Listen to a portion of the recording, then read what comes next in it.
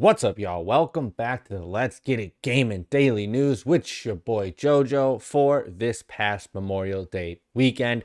Now, before we jump into these stories, I would just like to wish everyone a happy Memorial Day weekend. I hope you are enjoying time off with your friends and family, doing some barbecues, hanging out, having a good time, and enjoying everything that we have in this beautiful country we call home.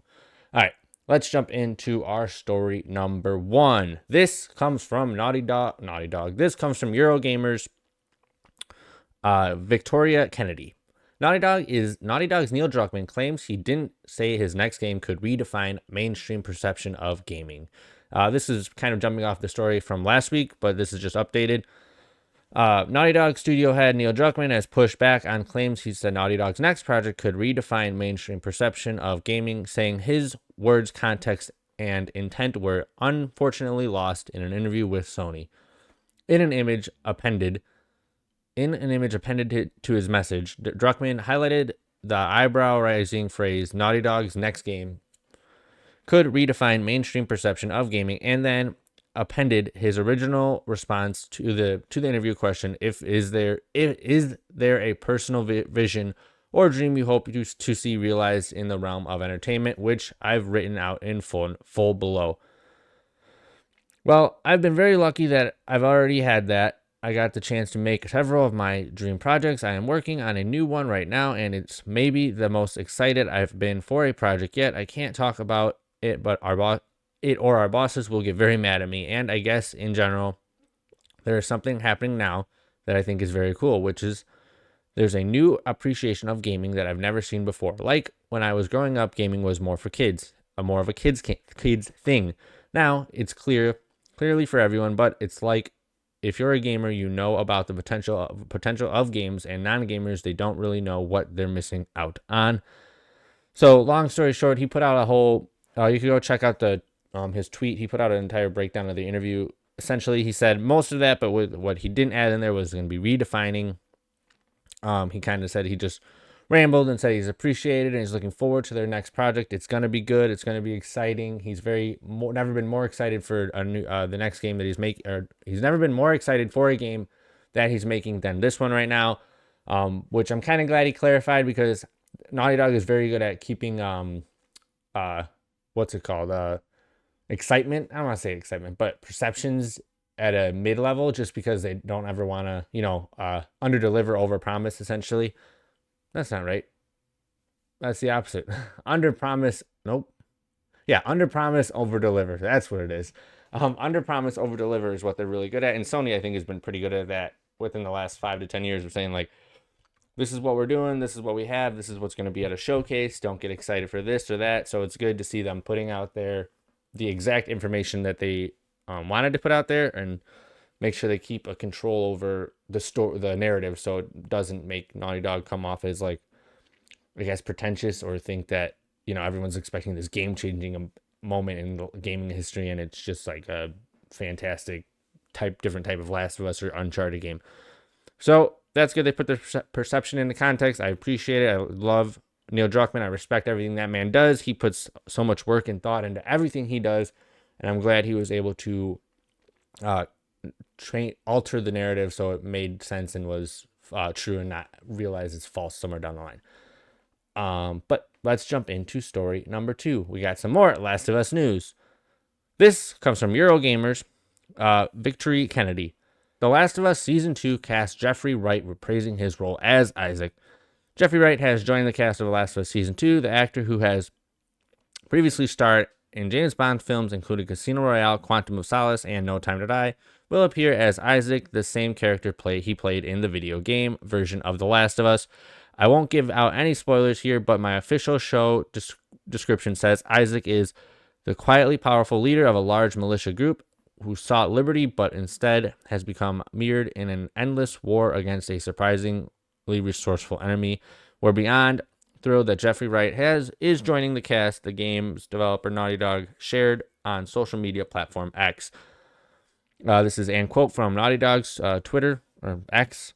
We're beyond thrilled that Jeffrey Wright is joining the cast of The Last of Us Season 2, reprising his role as Isaac. This was awesome. This is like the perfect perfect casting. I don't think they could have casted anyone else better than him. I mean, they probably could have. They did really good with Bella Ramsey and Pedro Pascal.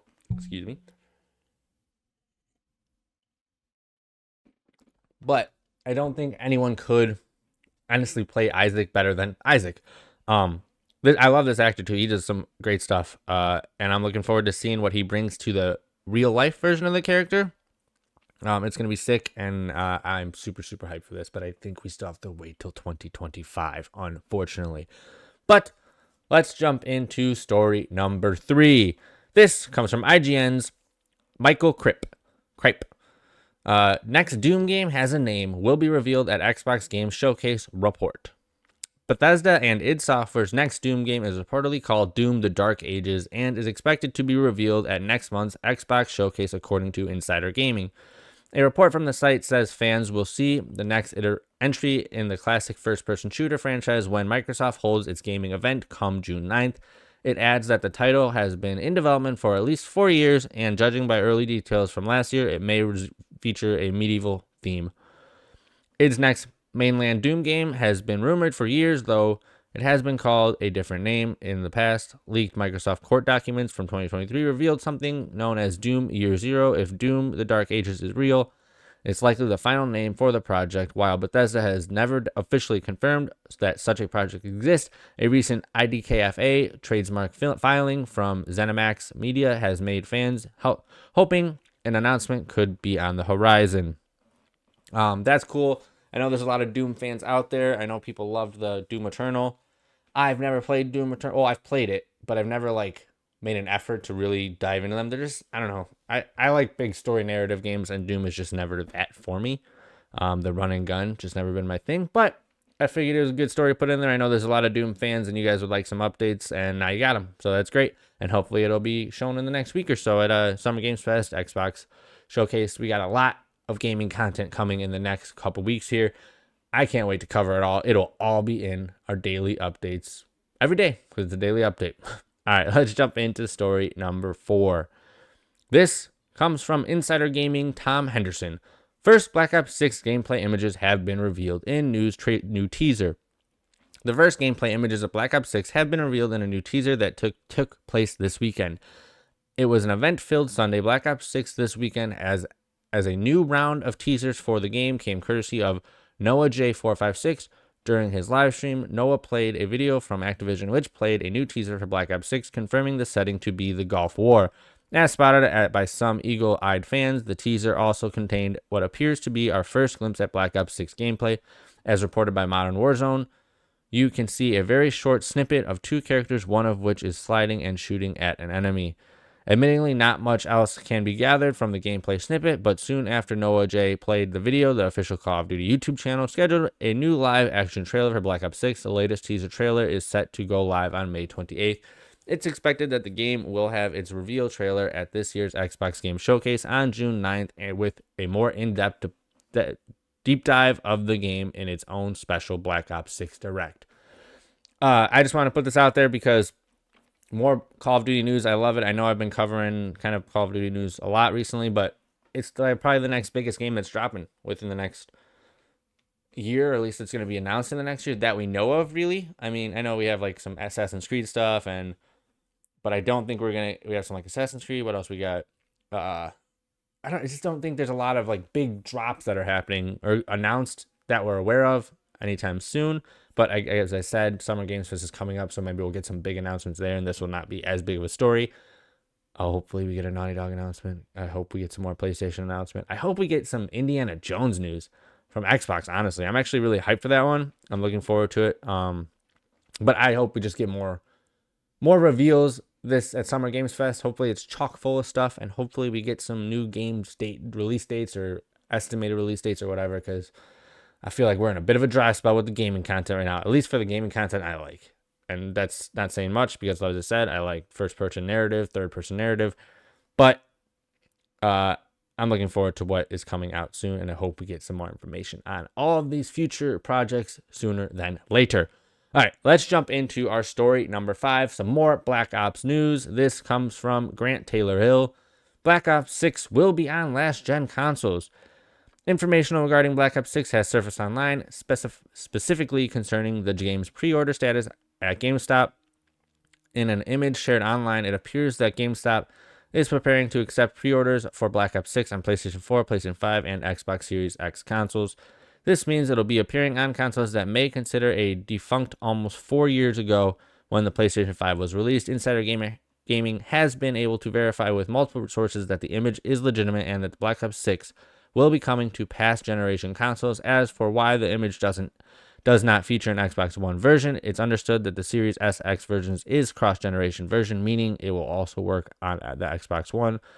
Insider Gaming had first learned that Cabris Black Ops 6 was being developed for past generation consoles in February 2023, but wasn't able to confirm whether it was final. However, after speaking with several GameStop employees and developers of the team, we can confirm it's real. You can see an image below. It's just a pre-order image that shows where you could get it for Series X, PS4, PS5, blah, blah, blah. Last year's Call of Duty title Modern Warfare 3 was released on last-gen consoles as well as the PlayStation 5, Xbox Series X, S, and PC platforms. It was a general assumption that it would surely be the last Call of Duty title on old-gen consoles, but the Call of Duty essentially using the same engine moving forward, it has hard to see why they would move away. As for its game, will be coming to the Nintendo Switch as Call of Duty will now come to Nintendo platforms for 10 years apart, part of the Activision-Microsoft deal. Insider Gaming understands that this will begin with Nintendo Switch 2, which is presumably set to launch next year. I guess I understand why they put it on last-gen consoles. I know a lot of people still don't have beautiful PS5s or Xbox Series X's, which I still don't have. I'm still trying to get one. So, shout out. I want to send a Xbox Series X, Series S. Hit me up. Appreciate it. No, I'm kidding. But I get why they're doing it. I don't know. It seems a little weird, I guess, for me, because I feel like there's so many rumors now about even newer iterations of our current gen consoles or our next gen consoles, I guess, your PS5s, your Xboxes, your Series X's and whatnot. But I don't know. I guess it makes sense. Since they're using the same engine, they want to keep that fan base. I guess with Xbox, they do it all through cloud anyway, so technically everything that comes out future should come to previous generations, more or less. The PlayStation one's a little odd. I just don't know how well. I mean, the PS4 is what now? What is it? 14 years old? Something like that? 7, 8, 9, 10, 12 years old? So it's got to struggle running it stuff now, I mean, I haven't had hooked my PS4 up, and since I got my PS5 earlier this year, so I don't know. We'll see how it works. Hopefully it'll be fine. I'm sure it'll be fine, but just seems a little odd for me. But what are you going to do? All right, let's jump into story number 6. This comes from Eurogamer's Matt Wales. Epic says it's bringing Fortnite and the Epic Games Store to iOS in the UK next year. Epic has announced it's bringing Fortnite back to iOS devices in UK at some point in the second half of 2025 and launching the Epic Store on the platform at the same time as the UK's Digital Markets Competition and Consumer Act passed into law. The new Digital Markets Competition and Consumer Act gives the UK's Competition and Market Authority, CMA, the regulatory body that made headlines when initially blocked Microsoft's proposed acquisition of Activision Blizzard, new powers to prevent tech giants from using the position to disadvantage competitors and consumers. As part of the government's announcement, the Digital Market Competition and Consumer Act could give consumers the room to freely choose the services they use to stop companies from withholding information. Consumers need to make good decisions. It also gives the CMA power to intervene and direct a firm to change its behavior or to boost competition, whether that is the benefit of people using smartphones or business dependence on cloud services. This is cool for all of you mobile gamers, I suppose. I know Apple's new phone is very good at playing games. I don't know. I find it, more for me, I think it's odd that I'm not a big fan of governments intervening in business policies. That's a little weird to me. I mean, I know there's a lot more to it. I'm very naive on said topic, and I don't really want to go down the rabbit hole of it. But I understand the reasoning behind it. It just, I don't know. It makes me a little weary, I guess, that it seems like it's happening so easy as of lately. But I'm sure it'll all work out. I'm sure it'll be fine. And as I said, it's good for the gamers, right? If you're into playing on mobile and you have an iPhone, guess you get some Epic Games. I don't know. I mean, what are you going to do, right? The more places they play, the better, according to Microsoft. All right, let's jump into our sixth and final story. This comes from Insider Gamers Mike Straw. New Astro game announcement coming in the next 2 weeks, it's claimed. A new Astro game is in development at Sony by Team Asobi, and an announcement is expected to come over the next 2 weeks. According to the reliable data miner Bilby Kuhn, he is of relief that the game will simply be called Astrobot. He adds that the official announcement of the new game should be made within 15 days. Among the other information we have obtained, it seems that part of the game will be playable in the environment located in the heart of the desert. He said one of the new characters in the game would be a fennec in the form of a robot, sharing some similarities with Astro.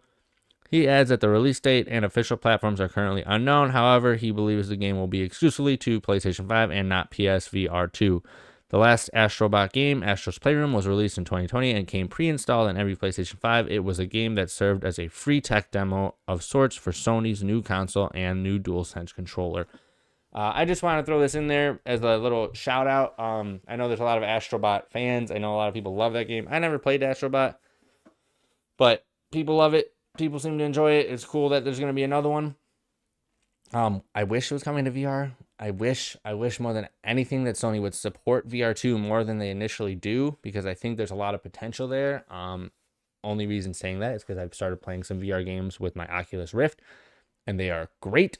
And there'll be some videos on it soon once I figure out how to get my mic adjusted appropriately. I made a video, but its quality's crap, and I don't want to put that out there for you guys. So we're going to fix it and hopefully get it working again. But that is going to do it for this past weekend's Let's Get It Gaming Daily News.